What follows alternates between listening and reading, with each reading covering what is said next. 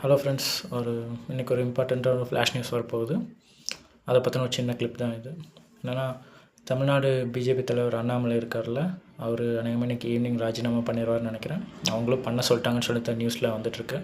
நான் டெலிவரி பண்ணிகிட்டு இருந்தேன் நிறைய பக்கங்கள்லாம், இதுதான் நியூஸாக போயிட்டு இருந்துச்சு. அப்புறம் பேப்பர்லேயும் இது முக்கியமான எல்லா பக்கம் கோயம்புத்தூர் ஃபுல்லாக ஒட்டியிருக்காங்க.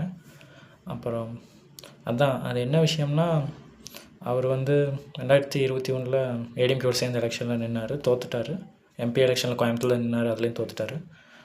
அப்படி இருந்தும் இந்த தடவை என்ன பண்ணார்னா, கட்சியை கொஞ்சம் கொஞ்சமாக டெவலப் பண்ணி ஒரு 2026 இல்லைனாலும் 31 அட்லீஸ்ட் 36 இந்த பீரியடில் ஒரு டஃப்பாக கொண்டு வருவோம். எப்படின்னா, எடப்பாடி ஜெயலலிதா இறந்ததுக்கப்புறம் ஏடிஎம்கே எனக்கு தெரிஞ்சு எல்லா எலெக்ஷன்லேயும் அவங்க தோத்துட்டே தான் வராங்க.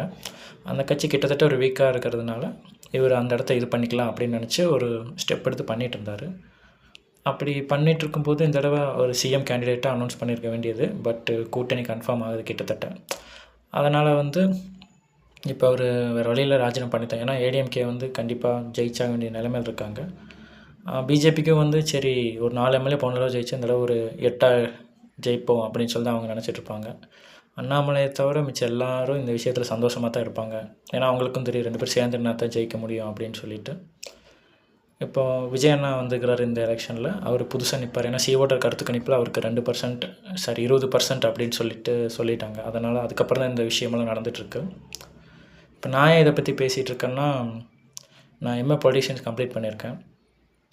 ஆனால் நான் டெலிவரி ஓட்டிகிட்ருக்கேன். இந்த 2 வருஷமாக பார்ட் டைமாக அப்பப்போ ஓட்டினேன். ஏன்னா நான் ஒரு ஐடி கம்பெனியில் வேலை செஞ்சுட்டு இருந்தேன் 1 இயர் ஃபுல்லாக. லாஸ்ட் 3 மந்த்தாக நைட் ஷிஃப்ட்டு.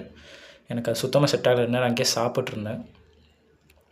நான் அண்ணாமலை அவர்களுக்கு சப்போர்ட்லாம் இல்லைங்க. ஆரஞ்சு கலர் டிஷர்ட் போட்டிருந்தாலும் பிஜேபி இல்லை. நான் எம்ஏ பொலிட்டிஷியன்ஸ் படிக்கும்போது யூபிஎஸ்சி எக்ஸாம் எழுதினேன். ஒரு 3 தடவை எழுதியிருக்கேன். எவ்வளோ கஷ்டம்னு தெரியும். அவர் அதெல்லாம் கிளியர் பண்ணி தான் ஐபிஎஸ் ஆகிருப்பார். இப்போ அதெல்லாம் வேணான்னு சொல்லிவிட்டு பாலிடிக்ஸ் வந்தார். எனக்கு இந்த 2 கவர்மெண்ட் பீரியட்லேயும் நான் காலேஜில் படிச்சிருக்கேன். யூஜி படித்தேன், இப்போ பிஜி படித்தேன். ஏடிஎம்கே பீரியடில் யூஜி, டிஎம்கே பீரியடில் பிஜி படித்தேன். எந்த இன்டர்வியூ போனாலும் எல்லாமே லஞ்சம் தாங்க. கவர்மெண்ட்டில் ரேஷன் கடை இன்டர்வியூ போனேன், நெடுஞ்சாலைத்துறை இன்டர்வியூ போனேன், பெருநகர வளர்ச்சிக்கெல்லாம் ஒரு இன்டர்வியூ போனேன். எல்லாத்துலையும் அவங்க ஓப்பனாக கேட்குறது லஞ்சம் தான். எக்ஸாம் எழுதுவோம், ஆனால் ரிசல்ட் வராது. எழுதுவோம், கோர்ட்டில் கேஸ் போட்டு தள்ளி வச்சுருப்பாங்க ரிசல்ட்டுக்கு முன்னாடி. எழுதிட்டு வருவோம், ஆள் மாறாட்டம் பண்ணி இது பண்ணியிருப்பாங்க. எழுதி சலிச்சு போய் தான் இப்போ நான் டெலிவரி ஓட்டிகிட்ருக்கேன். ஃபுல் அண்ட் ஃபுல் எக்ஸாம் படித்த நேரத்துக்கு ஒரு ஸ்கில்லை டெவலப் பண்ணியிருந்தால் கூட இந்நேரம் ஐடி கம்பெனியில் பெரிய போஸ்டிங்கில் இருந்திருப்பேன். இப்போ டே ஷிஃப்ட்டுக்காக நிறைய கம்பெனியில் இன்டர்வியூ அட்டன் பண்ணியிருக்கேன்.